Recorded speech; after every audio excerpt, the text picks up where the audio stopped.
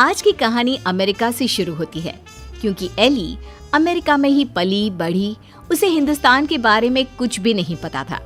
वहीं उसके माँ बाप जो भारतीय थे वो उसकी शादी भारत में करना चाहते थे। एली की माँ कहती है, हम एली को भारत लेकर कभी नहीं गए हैं। मैं चाहती हूँ कि उसे भी हमारे कल्चर के बारे में पता चले। सही कह रही हो। वक्त की कमी के कारण हम लोग हमेशा अपने काम में लगे रहे, लेकिन बेटी को पूरा अमेरिकन बना दिया। क्या करते, लेकिन अभी भी देर नहीं हुई है। हम इसे भारत ले चलते हैं। हाँ चलो, मैं आज ही उससे बात कर लेता हूँ। पिता एली के कमरे में जाते हैं। बेटा एली, हम भारत जा रहे हैं, सामान पैक कर लो। नो पापा, वो पुअर कंट्री है, तभी तो हम यहाँ आए थे ना। अब हम वहाँ क्या करने जा रहे हैं? अरे नहीं नहीं बेटा, भारत तो बहुत तरक्की कर रहा है। तुम तो कुछ भी नहीं जानती हो भारत के बारे में, इसीलिए हम तुम्हें वहाँ ले जा रहे हैं। वही तो हम लोगों का देश है। नो पापा, वो मेरा देश नहीं है। मैं यहाँ पैदा हुई पली बड़ी, मैं वहाँ क्यों जाऊँ? लेकिन माता पिता के सामने एली की एक नहीं चलती और उसे भारत आना पड़ता है। वाओ मॉम, ये तो बहुत प्यारी कंट्री है। मुझे यहाँ पहले क्यों नहीं लेकर आए? बेटा, हम पैसे कमाने और घर बनाने में व्यस्त थे, लेकिन कहते हैं ना, जब जागे तब सवेरा। अब बता, कैसा लगा भारत? एली को भारत बहुत सुंदर लगता है। वो चाहती है कि वो यहीं रह जाए। माँ, मैं अब यहाँ से नहीं जाऊंगी। कुछ करो ना कि मैं यहीं रहूं। मैं यहाँ जॉब करूंगी। बेटा, वैसे भी हम यहाँ तेरी शादी के लिए लड़का देखने आए थे। तेरी शादी करा कर ही जाएंगे। एली माँ की बात सुनकर खुश हो जाती है और फिर लड़का देखकर फाइनल कर दोनों शादी कर लेते हैं। शादी के बाद सासू माँ कहती हैं, अरे बहू देख, ये अमेरिका तो है नहीं। यहाँ देर तक सोना, रात भर पार्टी, शराब नहीं चलेगा। ये तो मैं वहाँ भी नहीं करती थी। आपने किसको कहा कि मैं करूँगी? वो क्या है ना, खूब जानती हूँ मैं अमेरिका की लड़कियों को। अच्छा, कैसे जानती हैं आप? मुझे आए तो अभी महीना भी नहीं हुआ। और तभी वहाँ एली का पति रोहन आ जाता है। वो क्या है ना एली, बाहर के देशों के यूथ की इमेज हमारे देश में ठीक नहीं है। अच्छा, तो फिर मुझसे शादी को हाँ क्यों की? क्योंकि तेरे माता पिता भारतीय है, इसलिए। तो फिर ये कैसे सोचा कि मैं वहाँ के कल्चर को अपना लूंगी? खैर, एली घर के कामकाज में लग जाती है।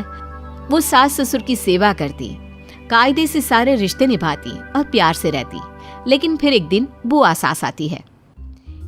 मेरा तो इस घर में आना ही बंद करा दिया विमला भाभी ने। अमेरिका की बहू ले आई है, पता है। मुझे अंग्रेजी नहीं आती है फिर भी। तभी वहाँ एली आ जाती है। वो बुआ सास के पास बैठ जाती है। कैसी है बुआ जी आप? मैं तो हमेशा रोहन से कहती हूँ कि मुझे आपके घर ले चले। मैंने गाँव नहीं देखा, अब मुझे क्यों नहीं बुलाती? हाय रे, जीती रे बहू, तू तो बड़ी अच्छी हिंदी बोल लेती है।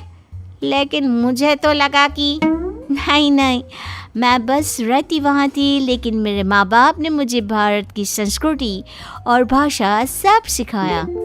वाह वाह, धन्य है ऐसे माता पिता। वैसे मैं ये कहने आई थी कि तेरे मामा जी भी तुम लोगों की देखा देखी अमेरिका की लड़की से अपने बेटे की शादी करवा रहे। चलना है ना शादी में? तभी वहाँ मामा भी शादी का कार्ड लेकर आ जाते हैं। चलो अच्छा है, सभी यहाँ एक जगह ही मिल गए। मेरे बेटे की शादी है और लड़की अमेरिका की है। एली बहू, जरूर आना। जी जरूर। खैर, एक ही परिवार में दो अमेरिका की बहू आ जाती हैं।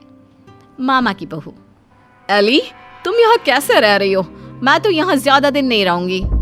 लेकिन तुमने तो मोहन से शादी की है।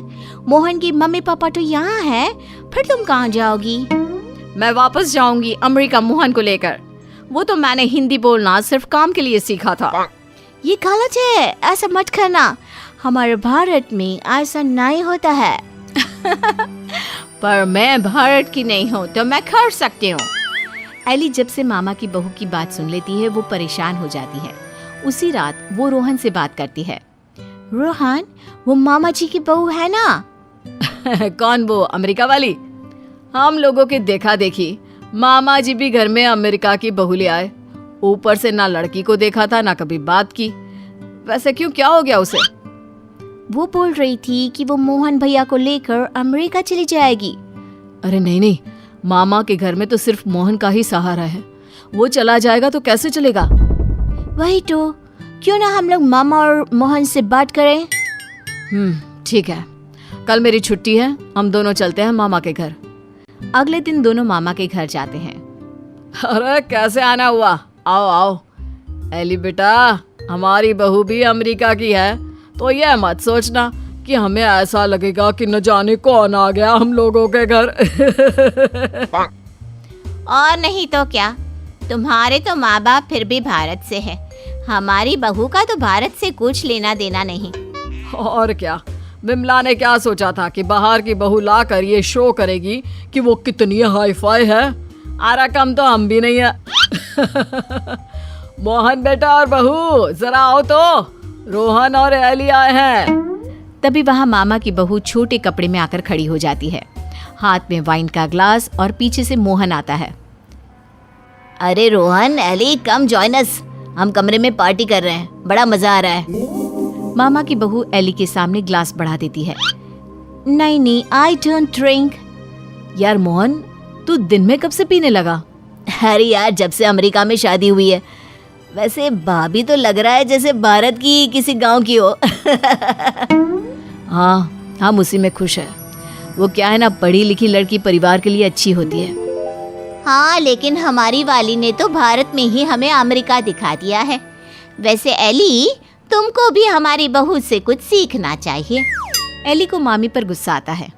जरूर मामी, मैं सीख लेती, लेकिन आपकी बहू तो यहाँ है ही नहीं। वो जाने वाली है ना अमेरिका वापस, वो भी मोहन को लेकर। आप लोगों से वो परेशान है, कह रही थी वो किसी भी कीमत में सास ससुर के साथ नहीं रहेगी। खैर, हम लोग आपको सिर्फ बताने आए थे, अब ये आपके घर का मामला है, आप ही देखो। ये बोलकर एली जाने के लिए रोहन के साथ खड़ी होती है कि अरे एली बेटा, ये क्या कह रही हो? मोहन तो हमारा इकलौता बेटा है। तुझे देखकर ही तो हम लोग ने भी अमेरिका की बहू लाने का सोचा। सॉरी मामी, मामा, अमेरिका की मैं ज़रूर हूँ, लेकिन मेरी जड़ें भारत की हैं। अमेरिका की बहू चाहिए तो वहाँ का कल्चर भी साथ आएगा ना। चलिए रोहन। नंदग्राम शहर में प्रिया अपने पति अरुण और सास ससुर के साथ रहती है। प्रिया की एक बड़ी ही बुरी आदत है, उसे हर बात पर अपनी ही चलानी होती है। अपनी बात मनवाने के लिए वो कुछ भी करती थी। एक बार की बात है, प्रिया को एक बहुत ही महंगी साड़ी पसंद आ गई। सुनिए जी, ये साड़ी कितनी अच्छी लग रही है ना? हाँ, अच्छी लग रही है, पर अगर इसे मैं पहनूंगी तो और अच्छी लगेगी ना?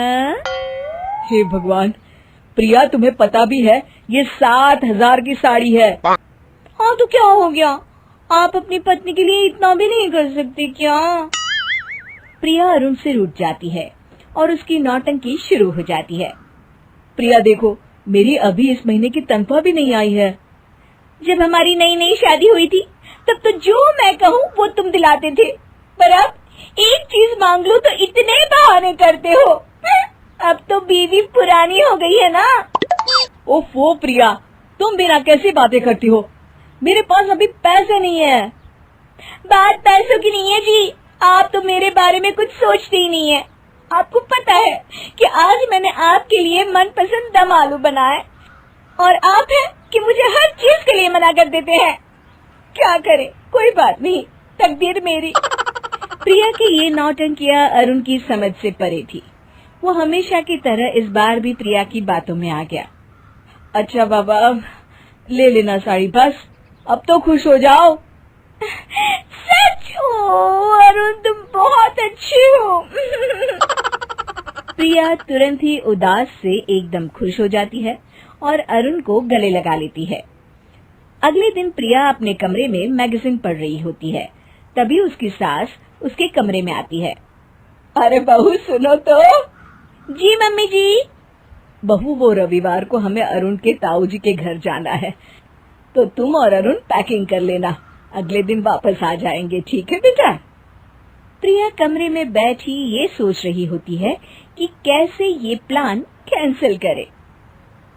रविवार का तो मेरा शीला की पार्टी में जाने का प्लान था, क्या करूं समझ में नहीं आ रहा, पर कुछ तो करना ही पड़ेगा। रविवार का दिन आ जाता है और सब अरुण के ताऊजी के घर निकलने की तैयारी कर रहे होते हैं। अरे भाई चलो भी, बहुत देर हो गई है। हाँ हाँ चलो।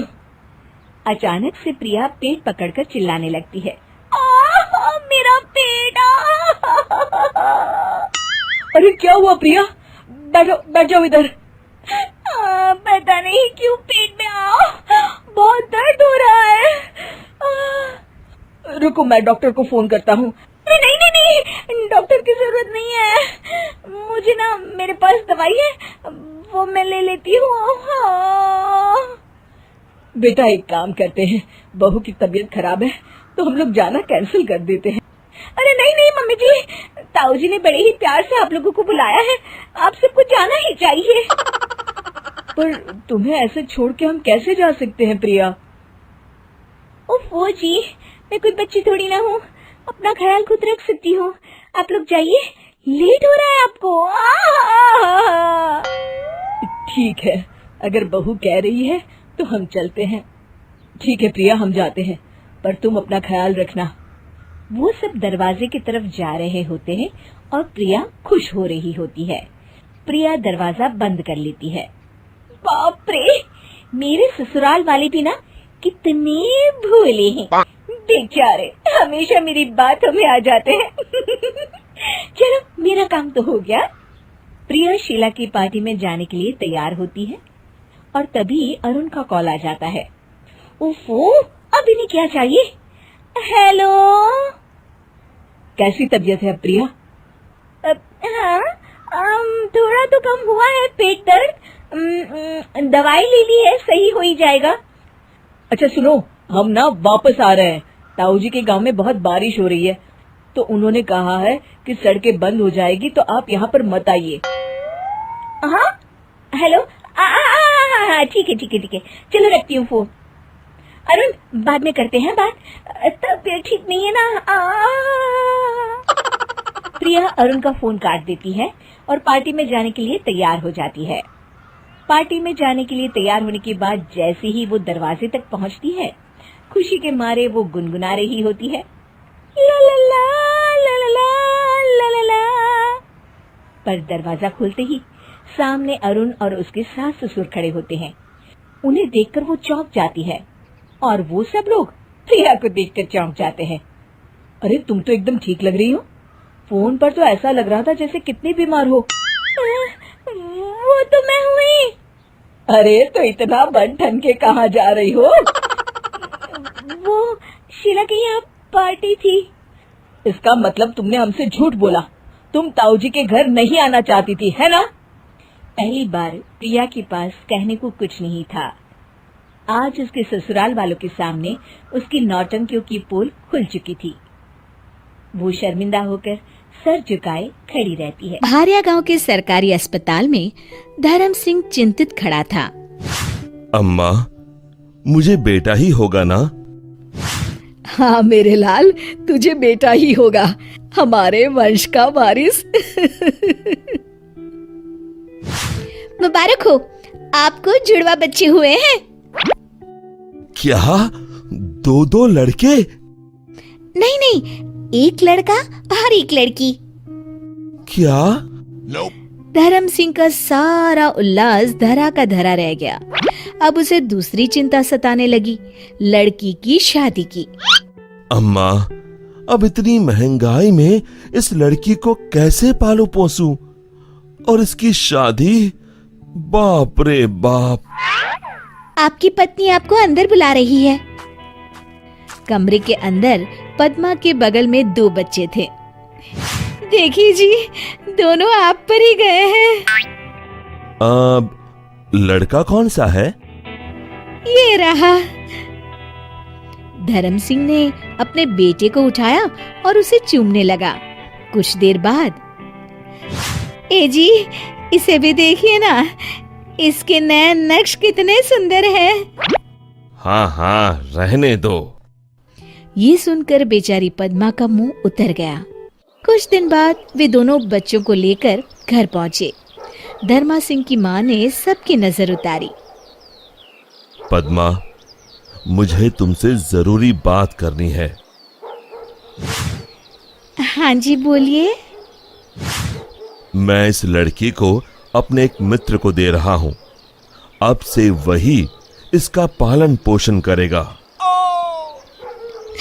लेकिन ये हमारी बेटी है।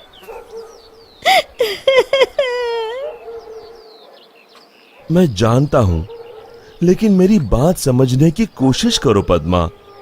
इतने महंगाई के जमाने में हम दो बच्चों को कैसे पालेंगे? ऊपर से ये लड़की है, इसकी शादी ब्याह का खर्चा कहां से लाएंगे? मेरा जो मित्र है उसकी कोई संतान नहीं है।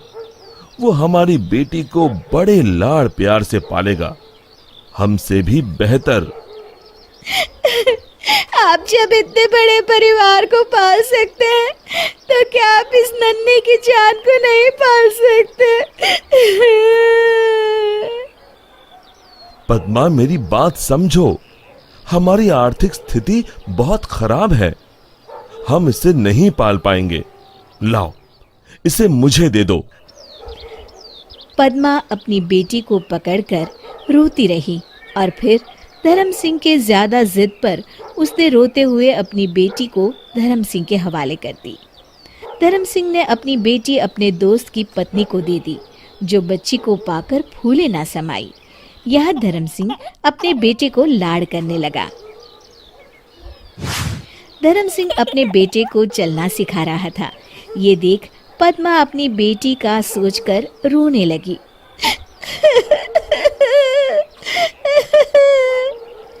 जैसे जैसे धर्म और पद्मा का बेटा बड़ा होता गया, वैसे वैसे उसके लाड़ भी बढ़ते गए। अब धर्म अपने बेटे को कंधे पे गांव भर घुमाया करता था। मुझे चॉकलेट चाहिए, मुझे चॉकलेट चाहिए, मुझे चॉकलेट चाहिए। हाँ हाँ, ये लो। अब 20 साल बाद बाबा, मुझे फटफटी चाहिए। लेकिन बेटा, तू तो हमारी परिस्थिति जानता है। मेरे सारे दोस्तों के पास फटफटी है, मुझे भी चाहिए। धर्म सिंह ने अपनी पत्नी के गहने गिरवी रख अपने बेटे को फटफटी दिलवाई। फिर कुछ साल बाद बेटे को व्यापार के लिए पैसे चाहिए थे, तो धर्म ने अपना खेत भी लाला के यहाँ गिरवी रख दिया। धर्म ने अपने बेटे के लिए गांव में एक किराने की दुकान खोल दी, जिससे अब उसका बेटा कुछ न कुछ कमा ही लेता था। और फिर बड़े धूमधाम से उसकी शादी भी करवाई। लेकिन ब्याह के बाद लाड साहब के तेवर और भी बदल गए। धर्म का बेटा हमेशा उससे झगड़ता रहता।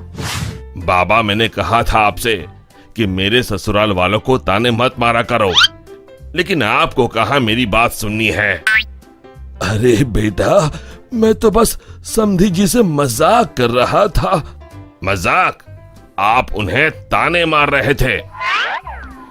ऐसा कई दिनों तक चलता रहा और फिर एक दिन धर्म सिंह के बेटे ने अपने माँ बाप को उन्हीं के घर से बाहर निकाल दिया। पद्मा रोने लगी।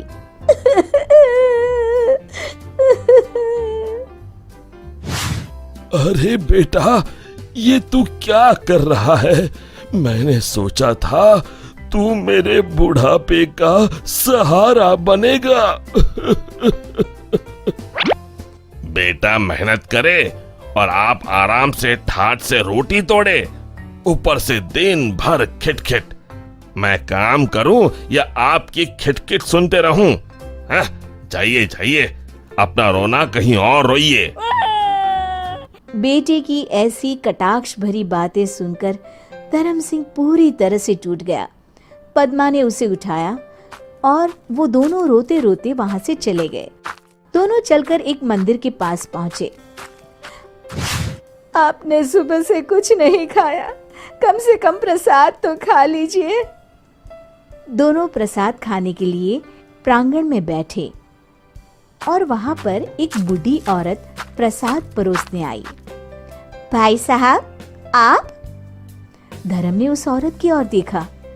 भाई साहब, मैं आपके दोस्त रवि की पत्नी हूँ। आपको याद होगा कि 25 साल पहले आपने अपनी बेटी मुझे दी थी। वो देखिए आपकी बेटी खुशी, आज वो एक डॉक्टर है और साथ ही साथ एक वृद्धाश्रम भी चलाती है। बड़ी ही नेक है आपकी बेटी। ये सुनकर धर्म की आंखों से आंसू बहने लगे। पद्मा ने अपनी बेटी को रोते हुए गले लगा लिया और फिर पद्मा ने उनके साथ हुई सारी घटना बताई। माँ, पापा, आप लोग मुझे वापस मिल गए, मुझे सारी दुनिया मिल गई और मुझे कुछ नहीं चाहिए। आज से आप मेरे साथ मेरे ही घर में रहेंगी। एक तरफ जहाँ धर्म सिंह के बेटे ने धर्म सिंह को घर से निकाल दिया और दूसरी तरफ उसकी बेटी ने उसे अपनाया, जिसे धर्म सिंह ने वर्षों पहले ठुकरा दिया था। शिक्षा, लड़के और लड़कियों में भेदभाव नहीं करना चाहिए, क्योंकि लड़कियां लड़कों से कम नहीं होती है। प्रतिभा को बचपन से ही सवाल जवाब का बहुत शौक होता है, जिसके चलते मम्मी पापा उसे किताबें ला कर देते हैं, लेकिन वो उनकी जगह गूगल की मदद लेकर अपने पास अतरंगी सवालों का पिटारा भरे रखती है, जिनसे वो लोगों को अपने आगे बेवकूफ दिखाने के लिए हर बात पर सबसे अतरंगी सवाल पूछती रहती है। ओ बहू, कहाँ है? जरा जल्दी इधर आ। क्या हुआ मम्मी जी? ऐसा कौन सा आसमान सिर पर आ गिरा जो इतनी हबड़ तबड़ में बुलाया? अरे आसमान का तो पता नहीं, पर इसकी छत जरूर गिरेगी। कितनी बार बोला है कि इसे रिपेयर करा लो। मम्मी जी, ऐसी क्या चीज है जो आपसे कभी सवाल तो नहीं पूछती, पर फिर भी आपको हमेशा उसका जवाब देना पड़ता है? हे भगवान, यहाँ घर गिरने को आया और इसे केबीसी खेलना है। अरे तू अपने सवालों का टोकरा अपने पास ही रख, मेरा बेटा करा देगा। वो आलसी, उनके भरोसे रही तो छत पक्का गिरेगी। इससे अच्छा है कि जल्द जवाब ही दे दो। प्रतिभा की बात सुन सास असमंजस में वहीं बैठ जाती है, जिसे देख प्रतिभा मुस्कुराते हुए वहां से चली जाती है। और मती मारी गई थी जो इस सवालों की दुकान को घर ले आई। क्या हुआ माँ, इतनी परेशान क्यों बैठी हो? अरे हाँ आजा, सब तेरी वजह से तो हुआ है। पूरी दुनिया में तुझे कोई दूसरी लड़की नहीं मिली थी शादी करने के लिए, जो इस सवाल बवाल को मेरे सिर पर ला बिठा दिया। अब क्या सवाल पूछ लिया प्रतिभा ने? इस पर सास अभय को प्रतिभा का सवाल बताती है, जिसे सुनकर अभय जोर जोर से हंसने लगता है। अरे माँ, प्रतिभा के पास जाओ और बोलो उसका जवाब है मोबाइल फोन, जो हमसे कोई सवाल नहीं पूछता, लेकिन हमें हमेशा उसके बजने पर जवाब देना ही पड़ता है। ओ हाँ, चल अब दफा हो, आलसी कहीं का। इस पर अभय के वहां से जाते ही सास प्रतिभा के पास जाकर उसे जवाब दे देती है, जिसे सुन प्रतिभा हैरान रह जाती है, लेकिन अपनी बात के चलते छत की रिपेयरिंग का काम करा देती है। मेरे सवाल का जवाब इतनी जल्दी देना मम्मी जी के बस की तो बात है नहीं। कोई मुझे इतनी जल्दी हरा दे ये कभी नहीं हुआ और ना ही मैं होने दूंगी। अब देखो। इसके बाद तो जैसे बात प्रतिभा के अभिमान की हो जाती है, जिसमें वो सास से बदला लेने का मौका ढूंढने में जुट जाती है। एक दिन, आज ना हमें पड़ोस वाले शर्मा जी के घर डिनर पर जाना है, तो अपने सवालों को घर पर ही छोड़कर जाना, समझी? सास की बात का कोई जवाब दिए बिना प्रतिभा वहां से चली जाती है और रात को शर्मा जी के घर पहुंचते ही उनके बच्चे के साथ खेल खेलने के बहाने अपने सवालों की गाड़ी शुरू कर देती है। पापा, आंटी बहुत सवाल करती है, मुझे उनके साथ नहीं खेलना। अरे ना ना बच्चा, आंटी आपकी नॉलेज के लिए ही तो पूछ रही होंगी ना। अच्छा तो बताओ, एक लड़की 50 फुट की सीढ़ी से गिरी, फिर भी उसे चोट नहीं लगी, क्यों? बच्चे की बात सुनकर शर्मा जी सिर खुजाते बैठ जाते हैं। अब अरे बच्चा, जाओ खिलौने से खेलो, जाओ जाओ। क्यों शर्मा जी, जवाब नहीं पता तो बच्चे को भेज रहे हैं? अरे आप सब भी क्या सवाल जवाब में लग गए, डिनर करते हैं ना। अब तो जवाब सुनकर ही खाना खाऊंगी। क्योंकि वो लड़की आखिरी सीढ़ी से गिरी थी, इसलिए चोट नहीं लगी। मिल गया जवाब, अब कोई बदतमीजी या सवाल नहीं। अच्छा, तो आज तक मम्मी जी को भी सारे जवाब आप ही बताते थे? क्यों, तुम्हारे अहंकार को ठेस पहुंची कि कोई तुमसे तेज कैसे हो सकता है? ओहो, इतना कॉन्फिडेंस। तो बताओ, एक साल में कितने सेकंड्स होते हैं? 12। 2 जनवरी, 2 फरवरी एंड कंटिन्यूड। ज्यादा तेज हो। अच्छा, ऐसी क्या चीज है जिसे तुम छुए बिना पकड़ सकते हो? बात। 2 माँ और 2 बेटी पिज्जा खाने गई। सबने एक एक स्लाइस खाया, फिर भी सिर्फ 3 स्लाइस ही खा पाए।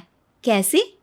क्योंकि उनमें एक ग्रैंड मदर है, फिर उनकी बेटी यानी कि मदर, और फिर उनकी बेटी। हो गई 2 माँ और 2 बेटी। मिल गए 3 स्लाइड का हिसाब। अरे कभी तो अपनी गूगल की दुनिया से बाहर निकलो। अपने आप को अगर इतना ही तेज समझती हो तो अब तुम मेरे सवालों का जवाब दो। कौन सा फूल सबसे अच्छा है? किसका दूध दुनिया में सबसे ज्यादा अच्छा है? कौन सी मिठास सबसे अच्छी है? अभय के सवाल सुन प्रतिभा असमंजस में पड़ चुपचाप बैठ जाती है, जिसे देख सब हैरान रह जाते हैं। प्रतिभा के पास सवाल का जवाब नहीं, ये चमत्कार कैसे हो गया? अरे कभी गूगल छोड़कर ढंग की किताबें पढ़ी होती तो पता होता। इसी तरह कुछ दिन बीत जाते हैं, जिसमें अभय का जवाब ना दे पाने की वजह से प्रतिभा सवाल पूछना बंद कर देती है, लेकिन साथ ही सुकून से रह भी नहीं पाती, जिसे देखकर एक शाम अभय प्रतिभा को कहता है, देखो, मेरा तुम्हें हर्ट करने का कोई मोटिव नहीं था। बस समझाना था कि अगर तुम्हारे पास कोई टैलेंट है तो उससे लोगों को नीचा दिखाने की जगह उन्हें सीखने में या मदद करने में इस्तेमाल करो। ज्ञान नहीं, जवाब दो। सबसे अच्छा फूल कॉटन का है, क्योंकि उससे हमें कपड़े पहनने को मिलते हैं। सबसे अच्छा दूध माँ का है, क्योंकि उसकी वजह से एक बच्चा स्वस्थ और तंदुरुस्त रहता है। और सबसे अच्छी मिठास तुम्हारी ज़ुबान में होती है। अगर ज़ुबान से अच्छा बोलोगे तभी तो लोगों से जुड़ पाओगे, उनके मन और जीवन में घर कर पाओगे। अभी भी ज्ञान ही दिया, लेकिन ऐसा जो मेरे पास नहीं था। सॉरी, मुझे कभी समझ में ही नहीं आया कि मैं कितना गलत कर रही हूँ, और ना ही किसी ने समझाया। पर अब वादा करती हूँ, गूगल से ज़्यादा किताबों में समय लगाऊंगी, और जो भी सीखूंगी उससे शो ऑफ नहीं करूंगी, लोगों की हेल्प करूंगी। अरे आग लगे, ये भी कोई जिंदगी है? सुबह से चिल्लम चिल्ली पुकार सुन के मैं तो तंग आ गई हूँ। अरे वो भी क्या दिन थे जब मैं गांव में रहा करती थी। पहले बड़ी सुखी थी मैं। पहले मेरी जिंदगी क्या थी और अब क्या हो गई है। शहर में तो लोग भेड़ बकरी की तरह जीते हैं। जीने का असली मजा तो गांव में है। क्यों, क्या हुआ माँ जी? आज गांव की बहुत याद आ रही है आपको? अरे हाँ बहू, शहर का जीना भी कोई जीना है। लोगों की आधी जिंदगी तो सड़कों के ट्रैफिक में निकल जाती है, और यहाँ रखा ही क्या है। एक बात कहूँ, दिल्ली शहर अब पहले जैसा नहीं रहा। क्या माँ, जब देखो गांव के गुणगान गाती रहती हो। ठीक है, इस बार ना बच्चों के कॉलेज की छुट्टियों में हम सब गांव चलेंगे, ठीक है? हाँ, ये ठीक है। फिर कुछ दिनों के बाद सारा परिवार अपने गांव चला जाता है। अरे वाह,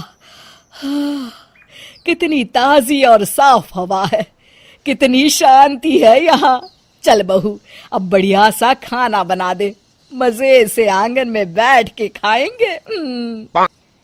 सुशीला गांव का माहौल देख बड़ी खुश होती है। 2 दिन के बाद गांव की कुछ औरतें सुशीला के घर आती हैं। बड़े दिनों के बाद गांव आई है सुशीला। हमें तो लगा कि तू शहर जाके गांव को भूल गई। और बतिया, तेरी बहू कैसी है? जरा मिलवा तो उससे। अरे मेरी बहू तो लाखों में एक है। बड़ी किस्मत वाली हूँ मैं, जो मुझे जानकी जैसी बहू मिली है। हमेशा मेरी सेवा में लगी रहती है, और आज तक कभी पलट कर जवाब नहीं दिया उसने। सुशीला की बातें सुनकर सभी औरतें हंसने लगती है।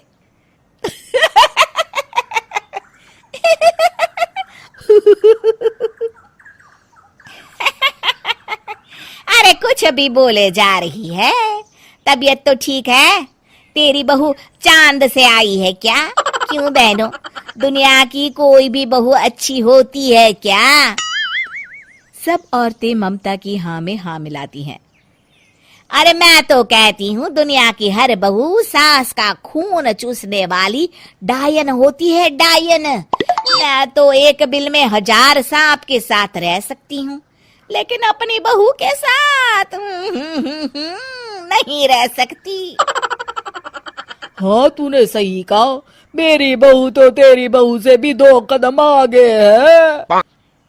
सब औरतों की बातें सुनकर ममता मन ही मन बड़बड़ाती है। अरे ये गांव सुधर गया, लेकिन औरतें नहीं सुधरी।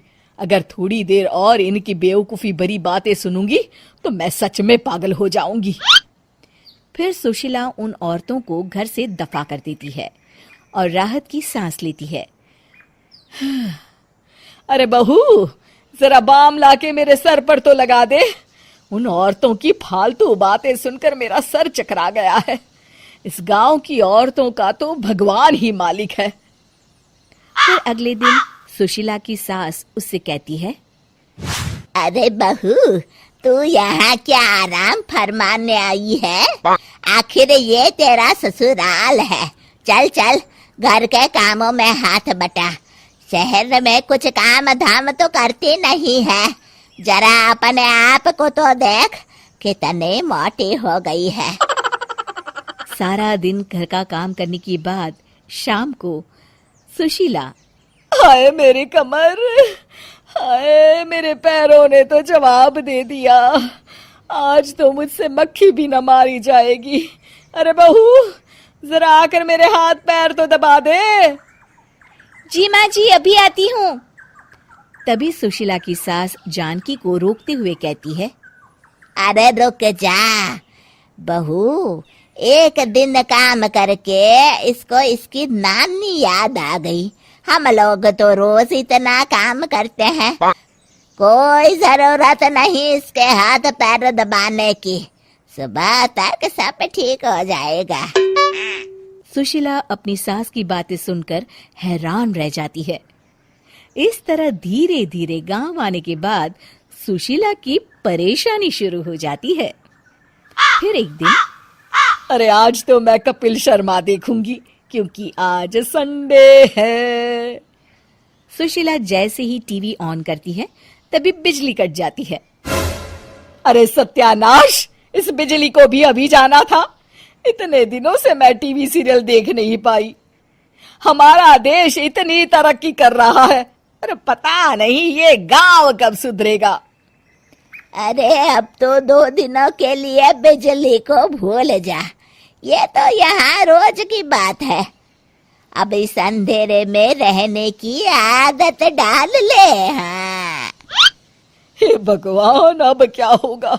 ऊपर से इन मच्छरों ने जीना हराम कर रखा है। दूसरी तरफ घर के काम कर करके और बिना किसी सुविधा के सुशीला तंग आ जाती है और उसे शहरी जीवन याद आने लगता है। क्यों माँ, मजा आ रहा है ना? अरे आपने ऐसी सूरत क्यों बना रखी है? मुस्कुराइए, अब हम गांव में हैं। मोहन के साथ जानकी भी अपनी सास की खिंचाई करती है। हाँ हाँ माँ जी, आप ही तो यहाँ की बड़ी तारीफ कर रही थी। फिर अभी तो कुछ ही दिन बीते हैं, वैसे भी अब तो आप यहीं रहने वाली है ना? अरे नहीं नहीं बहू, मैं एक दिन और यहाँ रुकी तो मर जाऊंगी। मुझे शहर ले चलो। क्या दिन थे, कितनी सुखी थी मैं वहां। ठीक है माँ, हम कल ही वापस शहर चले जाएंगे। इस तरह सुशीला शहर आ जाती है और फिर कभी दोबारा गांव जाने की जिद नहीं करती।